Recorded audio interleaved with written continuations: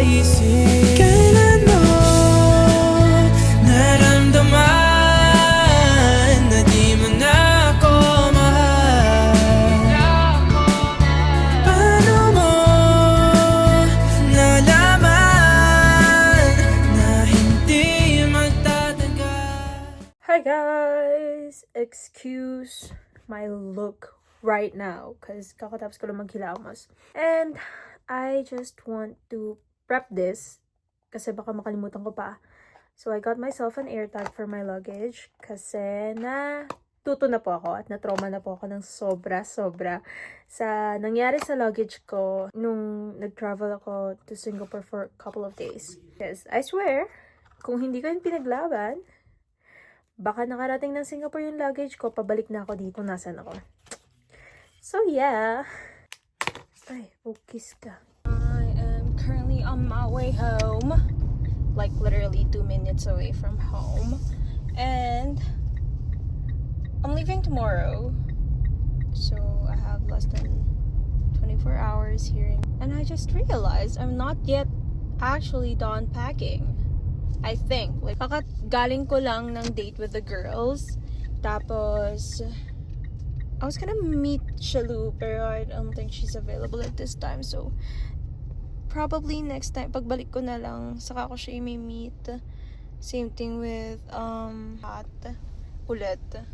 Kasi nag-meet kami ni Pat kanina. Well, as in, nag-drop off lang ako ng regalo. Saka ko na meet yung girls. Tapos, gusto ko matulog kasi para makabawi ako sa tulog ko. Ayoko namang bumiyahe ng pagod dahil dadalhin ko yun like for the whole vacation na meron ako. Tapos bukas paspasan din sa work. Kasi ang gusto ko sa work, parang di ko na naman yung pinagsasabi ko, pagod na kasi ako. But anyways, I wanna deal with the things na possible mag-arise. So alam mo na, kailangan ko sila bigyan ng heads up. Pagka ganito nangyari kay ganito, so triple checking ako bukas malala sa work. And then, diretso bahay. I think I might leave my work at like early time. Kasi si kuya sinasabi niya umalis daw kami ng bahay ng 4:40. Like, girl! 4:40 ang dating ko. Galing trabaho. Anyway, so yun lang. Update ko na lang kayo bukas pag nasa plane na ako. Bye. Morning guys. Di pa ako tapos mag-ready. Pero minamadali na ako ni mommy. Just time to eat my breakfast. And a tip. And a boogie. Ganun po ka-random as a person. Pag may nag-play na music sa utak ko, sasayawin ko.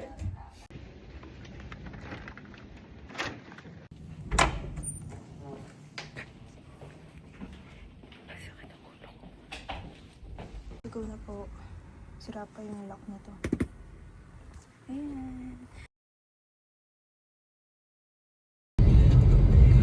Kita mainilan sa boyfriend mo.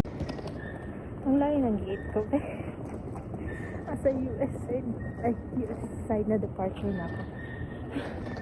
Hengal. Swerte ko nung una na naman ako mag-port. Yung naging gate ko nung pabalik ako. Kung saan ako galing. Like 3 days ago. Yun yung gate na nilabasan ko ngayon. Guys, nakita ko yata yung gawa ni Johnny Ganam. Yung mga pilota dun. Nakita ko na pangalan niya. Hindi ko rin sure kung siya yun kasi wala akong contact lens. Oh my God. So guys, confirm siya nga. Sumaktong na pagkalakad ko after duty free. Sakto yung, as in yung nila. First officer ba tawag doon? Ay, basta yung kapitan nila. Nakasabay ko, tapos unti-unti, nagka-align ko. So sabi ko, oh my God, kayo pa yung Joe? Ano yun? Tapos biglang sabi niya, yeah, basta may tinanong siya related na kung same flight ba kami, gano'n.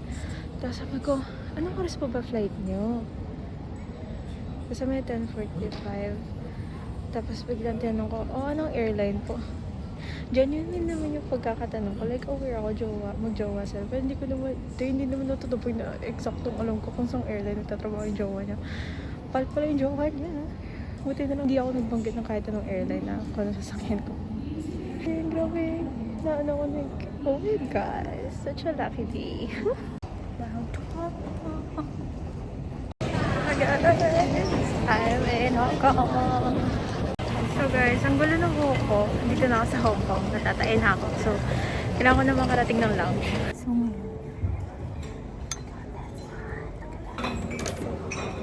lumipat ako.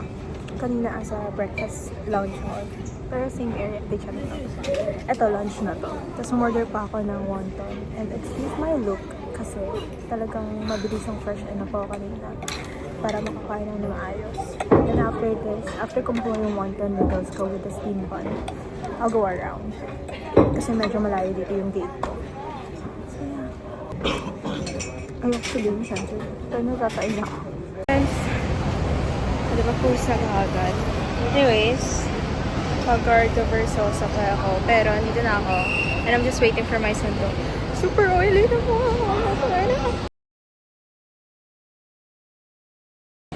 So guys, napaano ko na yung ko, iPad ko. Babalikan ko na lang.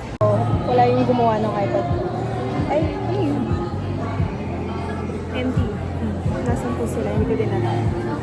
Hindi. Pamadali ako. Baka naman. So, the third agenda for today, mag-drop off. Oh my God, Alpha Mart na siya, babe. Ayun nga, mag-drop off kay Lester. Sorry, cuz. Andito talaga ako. May mission kasi ako na hindi mo na akong papakita. But anyways, babalik ako mamaya ng SM, mamayang gabi. After ng review ko kasi hindi pa ready yung iPad ko. So, ngayon, and later, magbabago na to. Hindi na siya ganito yung itsura nung pagre-record ko. Diba? Babongga natin mamaya. Anyways, para na-intriga ako. I miss this place. Hindi na siya, Rombab. Alpha na siya, oh. Super bait naman ni Kuya. Thank God. Nahiya ako, pero at the same time, thank God talaga. Tapos nakabili na ako ng ulam ko for tonight. Magpapadeliver na lang ako ng Andox because I'm also craving for Andox and at the same time, I'm also craving for our Lapids chicharon. We'll see. We'll see what's gonna happen. And we'll see kung itatext ako ni Lester. Hindi pa bumabalik si Kuya. I'll keep you guys updated later. Grabe. Thank God, smooth naman lahat. Although, ayun nga, may hiccups yung sa paghintay ko ng iPad. Akala ko magiging ready na siya by 3. Hindi pa pala. Like, may mga inaayos pa si Kuya. Tapos sabi ko talaga kay Kuya, Kuya, balikan ko na lang mamaya bago kayo mag-closing kasi ayoko makaabala na nape-pressure, ganyan. Kasi nakita ko siya, nagmamadali na siya, be. Eh, gusto ko naman perfect yung ko, no? So, yun. Wait lang. Text ko pala siya, naalala ko. Bye-bye. Hi, guys. So, sana kahit sa ang mall, gantong oras na sasara.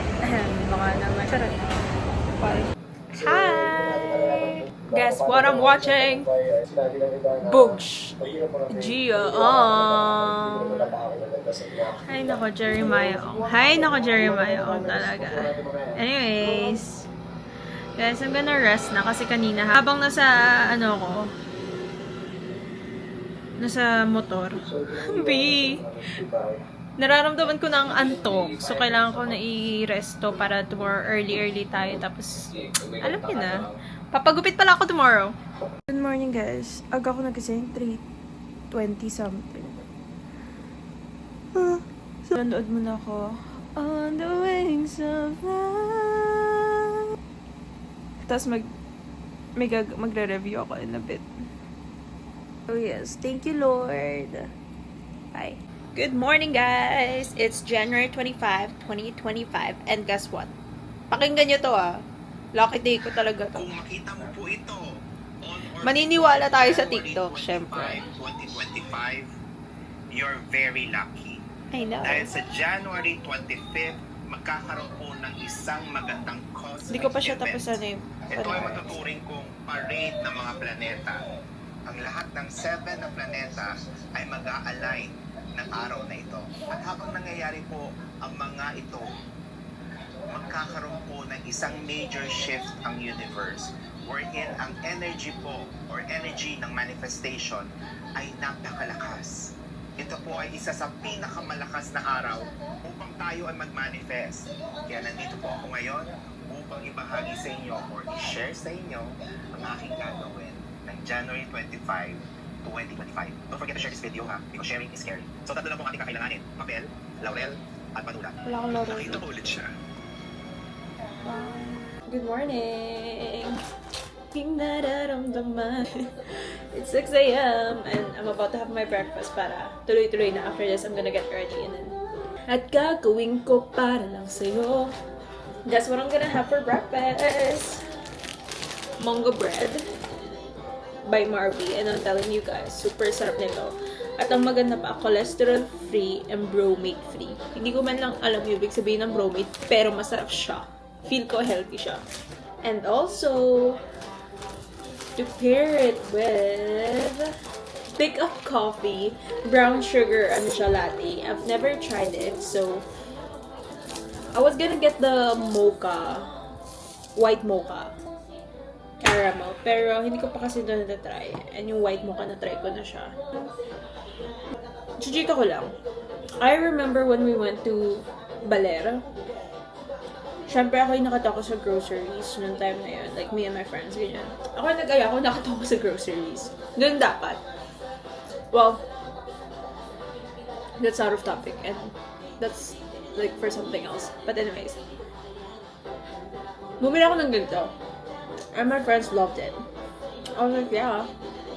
And thanks to my tita who introduced me to this tinapay. Mas ang sarap niya. Meron siyang ube version, pero hindi ko pa siya tinitikman. Hindi ko pa nilitry. Breathe, you breathe. Alright? Let's go. Nakikinig lang ako ng mga OG music ngayon kasi parang yun yung gusto kong vibes pagka sa Manila ako for some reason. Tapos pagka midnight na, mula nang umpisang makita ko siya at makilala. Pag midnight, parang mga ano na ako. Drake na, ganyan. A different view. Ang ganda kasi nung kanta. Ay! 1, 2, 3, go! Kabig-habig-hani ang mga pangyayari sa buhay ko. Natatay na naman ako, te! Diyos ko pa! Ang ganda ng stabilization niya! Habulin mo ako. Ganda, ganda. Weh. Bye muna. So this is my hair right now. At pupunta ako, ay hindi, naghahanap ako ng CR. Tapos, we're gonna go withdraw. Ang kat na hair. Bigla akong ginanahan. Tapos ang ganda dun kasi, what they call this? Ewan ko kung dahil hindi busy yung pumunta ako, but like, sa kanina yung stylist ko, may 4 siya na assistant, ate girl, 4. Tapos, mabait din siya. Ang sabi ko pa sa kanya, I wanna keep the length that I have. Tapos biglang sabi niya, let's change it. A little bit lang. So, okay, go. I'm currently on my way to Libis. Grabe yung kanta, no? Feels. Ang init ng phone ko. I will have to charge it soon as well. And after Libis, oh my god, oh. Si ate girl, ang ganda ng forma niya. Naka-heels siya, tas angkas siya. Or movies. Yeah. Kasi red yung helmet niya. Nakaka-proud. Sana all kaya yung ganyan. Though, actually, I think I've done it before nung nag-club, tas super, tas naka-heels pa ako. Anyways, after Libis, I'll then go to Katip. May kailangan din akong bilhin sa Libis for my mom, and then, I think that's where I'll eat my lunch na din. I don't know, I'm kind of excited. Okay, I was like, for a second, I paused kasi sabi ko, nadala ko ba yung pencil ko? Anyways, I'm kind of excited. And I'm glad I decided to take a drive. Not gonna lie, I love my hair. Nakaka-girl siya. Parang feminine ko masyado sa hair ko na to. What the fuck? Like for real, di ako makapaniwala. Grabe, hindi ko nadala yung charger ko. For my phone. Or pupunta ako ng Apple Store, makikicharge ako saglit. Sa may East 2. Nakabahan ako. Napadami ata yung kape ko. Ba't ka nakabahan ako? Ba't I'm happy? Kasi mas Singapore. And wala na daw yung Yoshinoya dito sa Thank you po. Nandito ko ngayon sa St. Clair. Ito na yung last stop. Ay, hindi. Last church ko would be later. Plus, booking a Grab. That would take me to this sa Tawid. Because I don't know where to cross. And so far, wala nag-accept ng booking ko. So, yeah. Yeah, medyo kapado lang ako. I'm very, very slight. As in, very, very slight. But, thanks be to God. Si Lord na bahala. Bahala na. Bahala na si Lord. Amen. Hi guys, so I'm leaving na tomorrow and I guess that is where I'll end this journey. But thank you for keeping up with me. Thank you for... At nasaan? Bye. Facial time. Kasi kailangan ko na talagang tanggalin mga nandito kung mga tagon-tagong sumpa.